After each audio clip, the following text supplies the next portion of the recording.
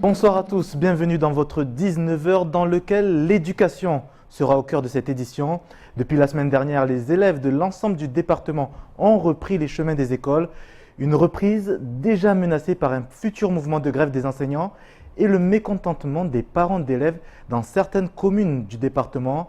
Le bilan de ce début d'année scolaire avec Rafza Ali Youssouf, la vice-présidente de la Confédération syndicale des familles et l'invité de la rédaction.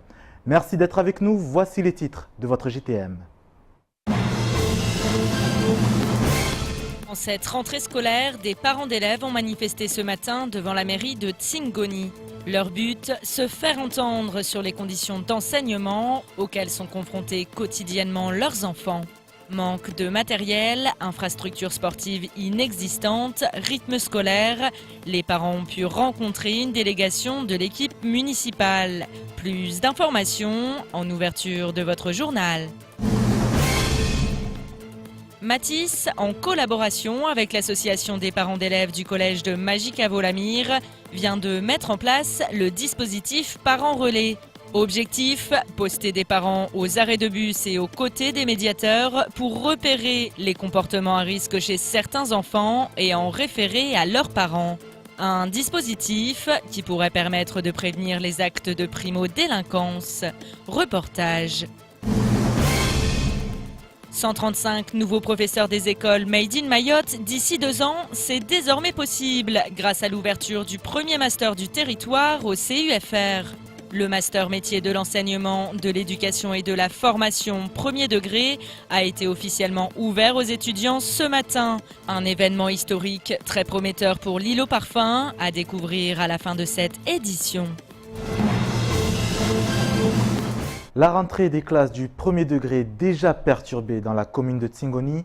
Ce matin, des parents d'élèves du village de Mérireni ont décidé de ne pas envoyer leurs enfants à l'école, en cause notamment des établissements dégradés et le système des rythmes scolaires toujours aussi impopulaire.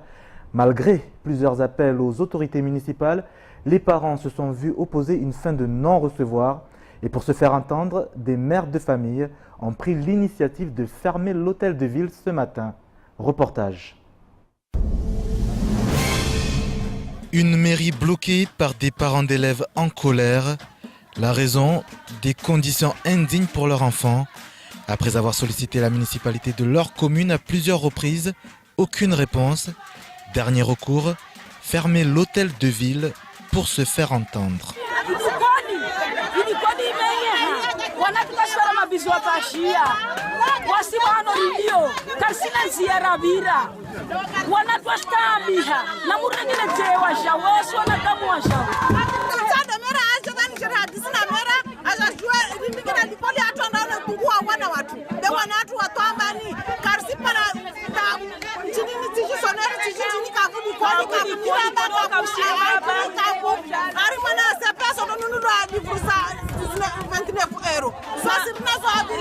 Sécurité, compteur Sikimoro, vous rien du tout. Voici les meilleurs, à chaque fois que ma parent d'élèves, Ridaï, moi, Jeanne, je suis aussi fait.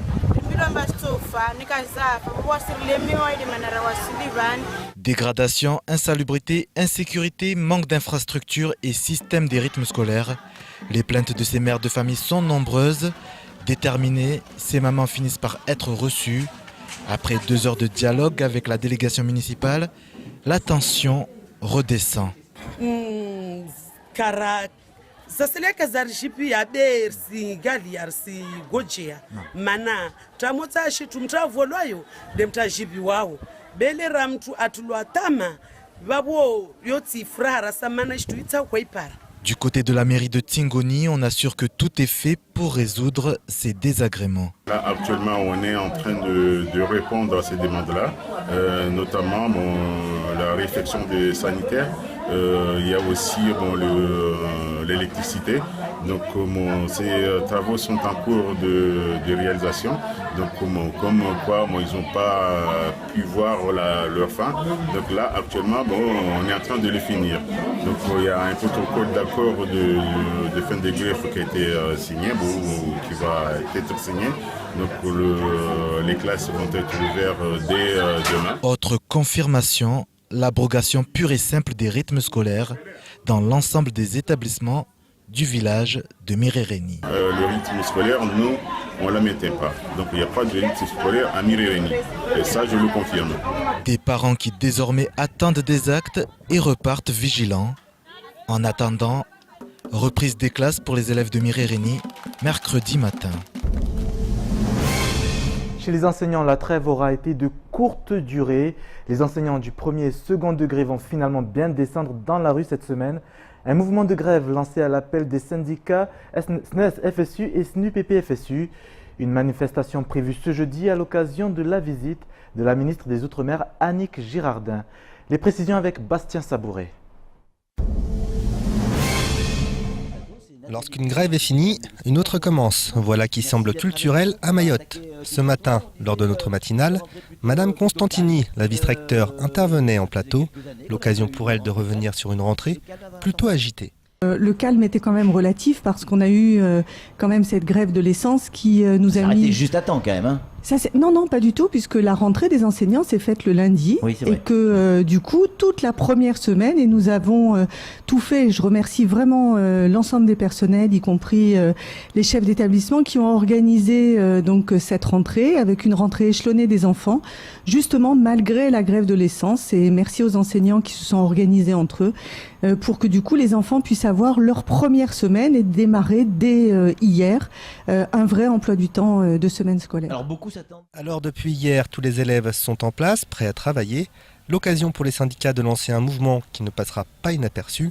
Au menu, l'indexation des salaires à 53%, l'indexation des retraites et une égalité de traitement en ce qui concerne les pensions, plus de moyens et une prise en compte de l'ancienneté générale de service. Nous avons appris que la préfecture a édité des près de 80 arrêtés qui reprennent en compte l'ancienneté générale de service des anciens fonctionnaires de la CDM. Donc ça doit être fait également pour les anciens fonctionnaires de la CDM qui sont enseignants aujourd'hui. La grève est donc maintenue, elle commencera dès jeudi matin. L'arrivée de la ministre des Outre-mer, Annick Girardin, est une réelle opportunité pour se faire entendre. En tout état de cause, nous avons une ministre qui était anciennement ministre de la fonction publique, donc il connaît très bien le dossier de l'indexation des salaires puisqu'elle est aussi ultramarine.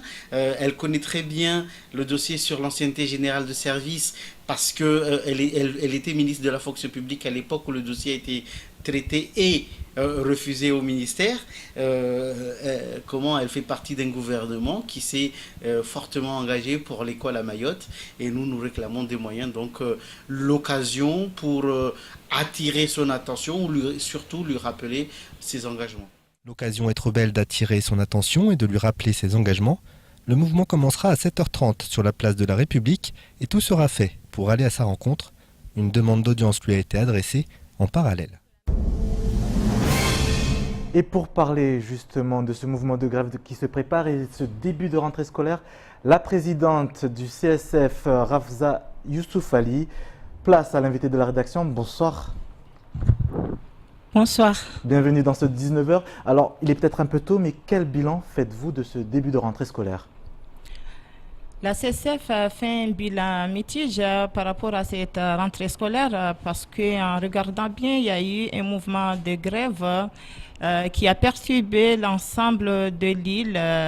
C'est pour cela qu'on n'a pas pu se déplacer dans différents...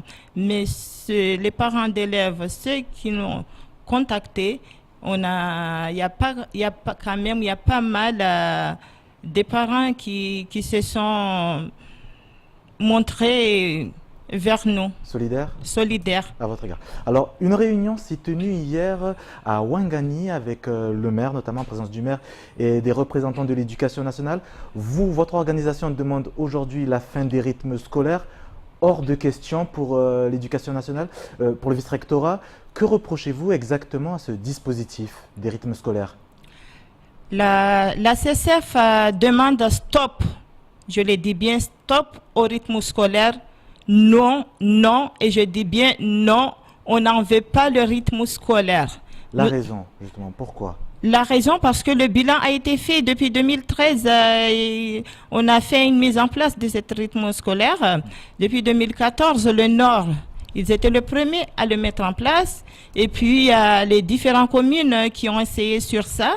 Aujourd'hui, en prenant un exemple, la mairesse de Chirangui, elle est montée en créneau en disant qu'elle ne mettra pas le rythme scolaire et que ça se voit bien que son bilan est devenu négatif. Alors la maire de Chirangui, c'est plutôt au niveau des emplois aidés qui reproche justement la suppression des emplois aidés. Les emplois aidés, ça fait partie de tout le rythme scolaire parce que si les conditions étaient réunies, on aurait dû mettre le rythme scolaire en place. En tout cas, les parents d'élèves, aujourd'hui, ils sont en train de montrer les conditions d'hygiène et de sécurité. On a bien vu à Ouangani, ils ont fermé l'école parce que l'établissement ne répond pas aux conditions. Aujourd'hui, les parents ont décidé de mettre en sécurité leurs enfants et aussi le maire avec sa commission qui ont signé, qui ont délibéré un avis en disant qu'ils ne prendront pas ce risque de faire le rythme scolaire qui crée un danger ou bien une conséquence par rapport à la santé des enfants. De quelle manière ça fait des conséquences? Parce que la période méridienne qui porte, il n'y a pas de cantine scolaire, il n'y a pas de réfectoire pour que les enfants puissent se reposer. Tous les jours, les enfants ne vont pas manger des sandwichs pourris. Et dans les sandwichs, qu'est-ce qu'il y a? Ce n'est pas un repas complet. Donc justement, comment le prenez-vous le fait que le vice-rectorat ne veut pas mettre fin à ce dispositif? Le fait qu'il veut continuer justement? Hier, je vous dis, la réunion d'hier à Ouangani a pris 3 heures de temps. Il y avait les représentants de maire, il y avait le maire et son représentant, il y avait les parents d'élèves, il y a les représentants de l'éducation nationale, il y avait nous, CSF. C'est un débat qu'aujourd'hui, ils maintiennent l'éducation nationale, je dis bien l'éducation nationale, maintiennent leur position en employant des décrets qu'ils ne vont pas changer de position, ils vont mettre le rythme scolaire parce que c'est une loi. Alors, nous aujourd'hui, on a dit, on était 2 partenariats sociaux parce que le rythme scolaire prend 3 partenariats sociaux. Il y a les parents d'élèves, il y a la commune, il y a aussi l'éducation nationale. Les parents d'élèves, avec le maire, ils parlent de la même langage. On dit non, on ne veut pas mettre en route le rythme scolaire parce que les conditions ne nous permettent pas. Est-ce que c'est un message justement que vous allez faire passer à la ministre des Outre-mer, Annick Girardin, qui atterrit ce jeudi dans le département? Oui, on a fait notre demande, on a été répondu qu'on sera reçu. C'est le premier message qu'on va passer au ministre, que il faut l'éducation, c'est notre première mission à faire à Mayotte. Aujourd'hui, l'éducation est primordiale et plus important parce que sans l'éducation, nos enfants n'auront pas une très belle vie à venir pour leur vie. Alors les enseignants également ont décidé de descendre à la rue. Est-ce que vous soutenez ce mouvement? Oui, on le soutient très bien parce que si les enseignants sont maltraités, nos enfants aussi seront maltraités. Je dis bien et j'assume, je pèse mes mots. Parce que les enseignants n'auront pas l'esprit tranquille pour enseigner nos enfants. Alors, nous demandons au gouvernement de veiller sur leurs demandes, parce que si aujourd'hui il y a une demande, c'est leur droit, de veiller sur leurs droits, afin que nos enfants puissent être scolarisés tranquillement dans leur établissement. Parce que si ce mouvement dure, qui subit les conséquences? Ce sont les enfants. Ce sont les enfants, les innocents. Est-ce que ce n'est pas justement leur faire cumuler encore du retard en plus à ces enfants, justement, le fait que ces enseignants font grève, que les écoles soient fermées? Il n'y a pas le choix. Il n'y a pas le choix parce que même si les enseignements, ils ne peuvent pas enseigner tant que leurs conditions, il n'y a pas un bon traitement pour... tant que les conditions ne sont pas réunies. Tant que les conditions ne sont pas réunies, ils ne peuvent pas enseigner. Ils n'auront pas la conscience tranquille. Pour enseigner, il faut avoir la conscience tranquille pour enseigner. Et que nos enfants, si on veut qu'il y ait une bonne éducation, il faut d'abord partir à point. Pour bien courir, il faut partir à point. Une question, les enfants notamment du sud de l'île et du centre avaient subi l'année dernière la fermeture d'école en raison notamment des coupures d'eau. Plus jamais ça? Vous allez faire passer ce message également à la ministre? Tout d'abord, je tiens à dire à tous les usagers de Mayotte que je représente le comité d'eau et de la biodiversité de Mayotte. Suite au mouvement de grève que les assoiffés et la population, tous ensemble, nous avons défendu ce dossier d'eau que les habitants ont subi pendant 4 mois. Aujourd'hui, moi, en tant que représentant, je suis allé voir la SIAM pour que les habitants de Mayotte ne puissent pas subir des factures, parce qu'il y a des factures, il y a 3 factures qui sont sorties avec un test en expliquant que voilà cette première période, vous n'allez rien payer. D'accord. Moi, j'ai trouvé ça, c'est du trahison. Parce qu'ils ont bien mentionné qu'ils n'allaient pas payer, mais derrière, ils ont fait un rattrapage parce que les habitants, les consommateurs ont payé le triple, allez voir le quadruple de la facture. Aujourd'hui, on a échangé avec le directeur de la SIAM qui m'a donné un rendez-vous qu'on se verra sur mi-septembre afin d'établir la situation des usagers concernant la facture d'eau. Je demande à tous les usagers de ne pas payer ceux qui n'ont pas payé, de ne pas payer leur facture d'eau en attendant de régulariser la situation. Mais nous, on ne sera pas d'accord de cette situation de payer une facture qu'on n'a pas consommée. Merci Ravza Youssouf Ali d'avoir accepté notre invitation et le message est bien évidemment passé. Merci encore. Une belle initiative à présent à l'occasion de cette rentrée scolaire, c'est le lancement du dispositif Parents Relais, un projet issu d'une collaboration entre la société de transport scolaire Matisse et l'association des parents d'élèves du collège de Majicavo.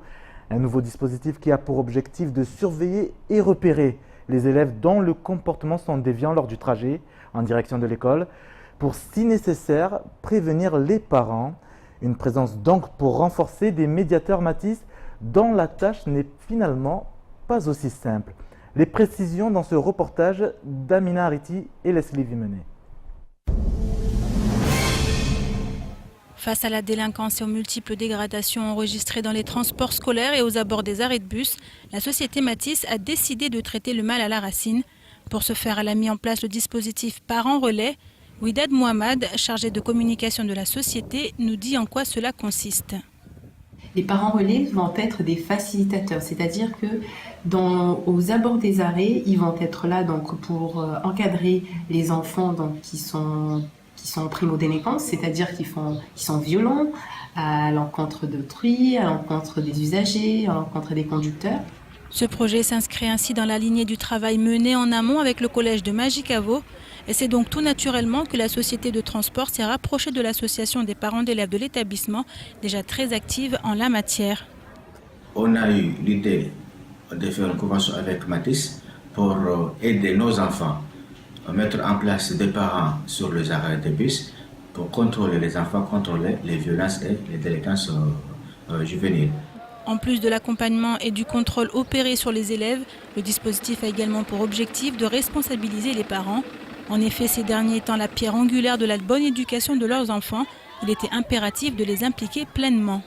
L'avantage du parent relais, c'est que par rapport aux médiateurs donc, qui sont déjà sur place, il va pouvoir rentrer en contact avec les parents de cet enfant et donc intervenir rapidement auprès des parents pour qu'ils puissent prendre leurs responsabilités.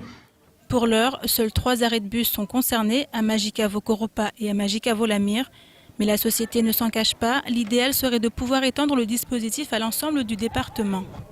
Là, c'est un début, on va voir comment ça se passe, on va voir s'il y a des retombées, il y a des retours.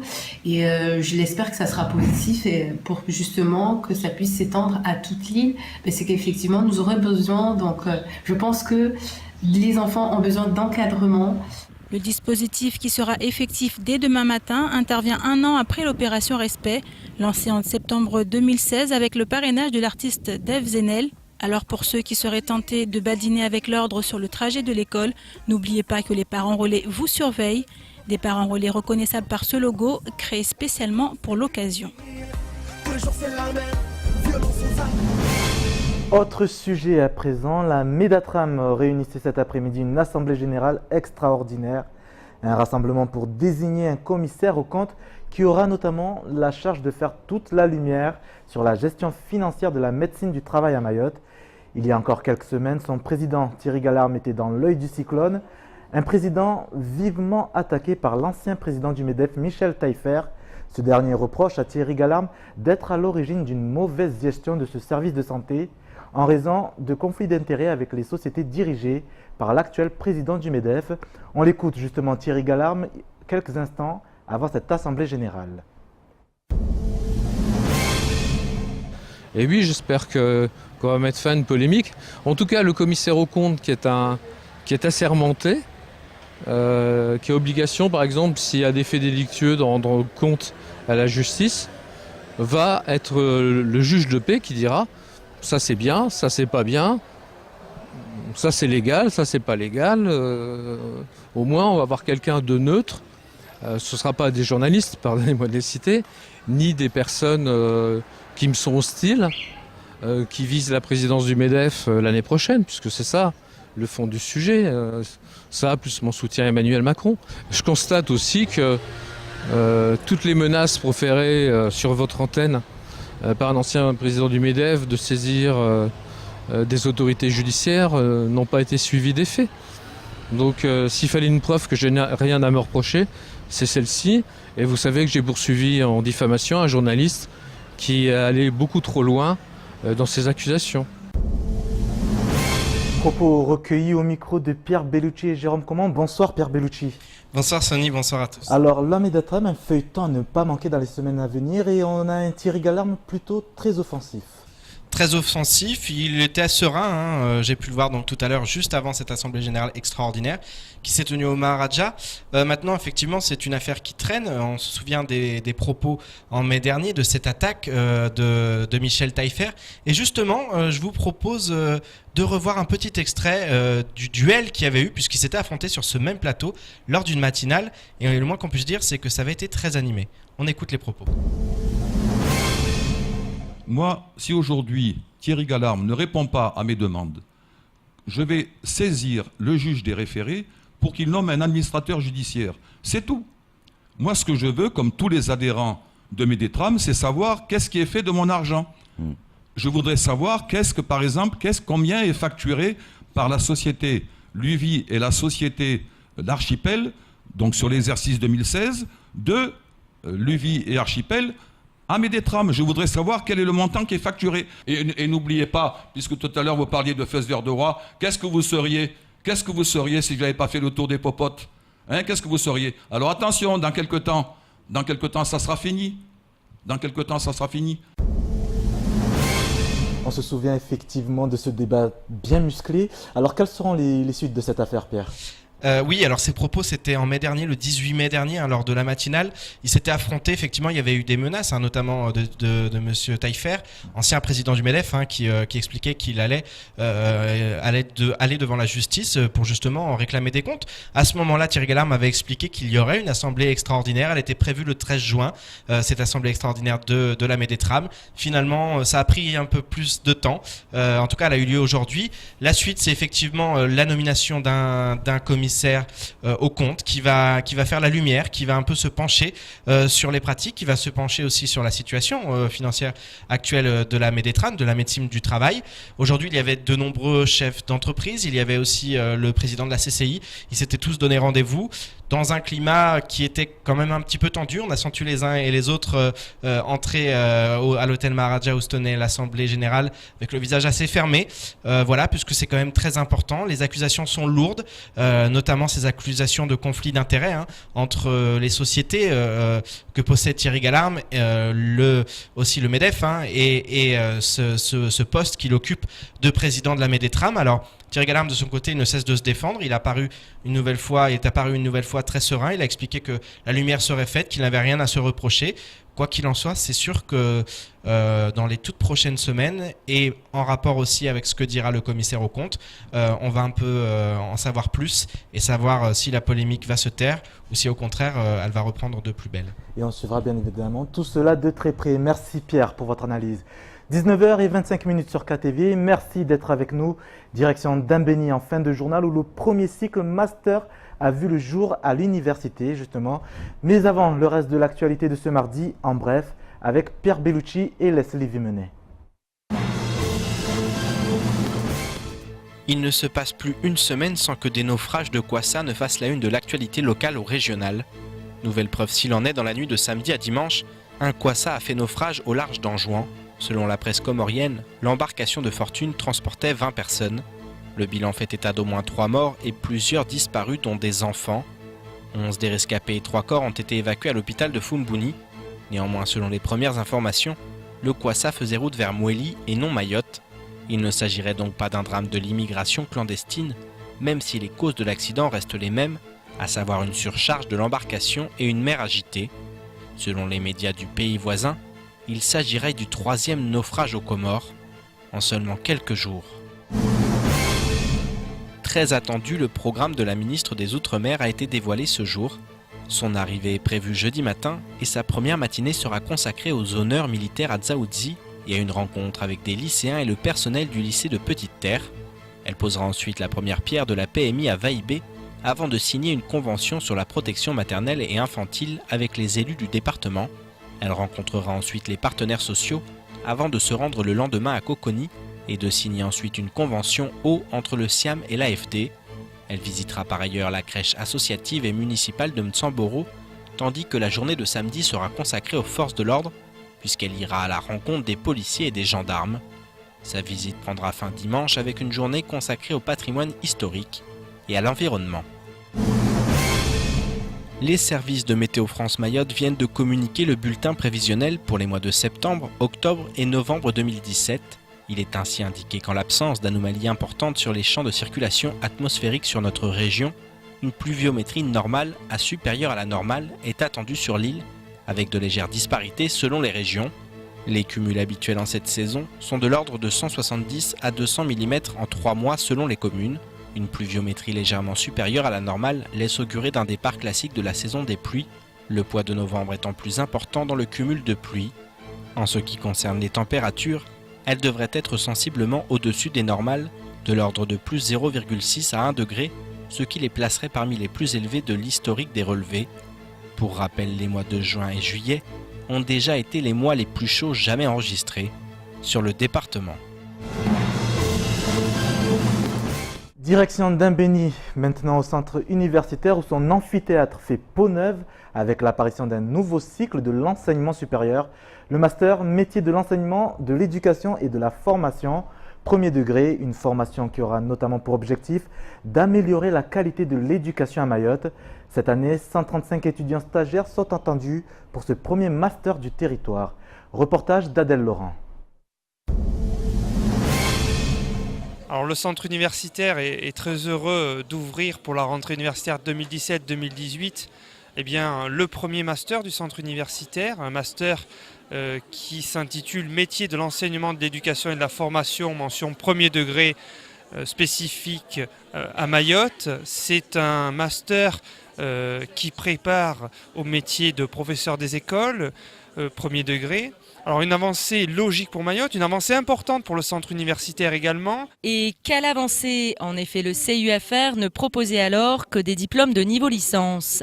Le premier master du territoire vient donc enrichir considérablement l'offre de formation sur l'île. D'autant plus que la formation est contextualisée Elle prend en compte les particularités du territoire et répond dans le même tenant aux besoins sociaux et économiques de l'île. C'est aussi faire en sorte que les métiers de l'enseignement, qui sont quand même ceux qui sont le plus importants sur le territoire en termes de nombre de personnes à accompagner, puissent bénéficier de personnels qui sont sur place, qui vont du coup se former sur les problématiques spécifiques du territoire.